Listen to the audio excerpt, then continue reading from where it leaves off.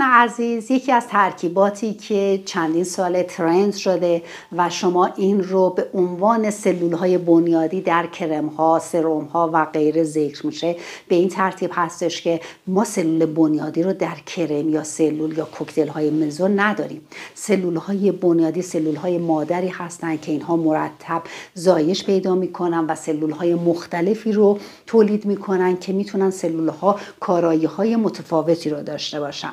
این سلول‌های بنیادی که میتونن جانوری یا گیاهی باشن، از خودشون موادهای مختلفی رو ترشح میکنن که میتونه فاکتور رشد باشه، گروث فاکتورها باشن، پیام‌ها باشن و چیزهای مختلف که در سایزها و اندازه‌های مختلفیه. این ترکیبات، این عصاره هایی که از سلول‌های بنیادی ترشح میشه که در محیطی اینها رو کش دادن، این عصاره ها رو جمع‌آوری میکنن و بعد میان توسط یک سری سانتریفوژ ها اون رو تخلیص میکنن. اگر بیان موادی رو که اندازه سایز مولکولی اونها بسیار بسیار کوچیک هستش و در حدود نانو که 10⁻⁹ هست، اینها رو جمع‌آوری کنن و تخلیص کنن، به اینها میگن اگزوزوم که اگزوزوم ها پیام های مختلفی رو دارن، بسیار کوچیکن، به راحتی وارد سلول میشن و فرایندهای مختلف رو در سلول فعال میکنن، بیان ژن رو فعال میکنن و اون سلول میتونه یک توانایی رو یا یک عملکردی رو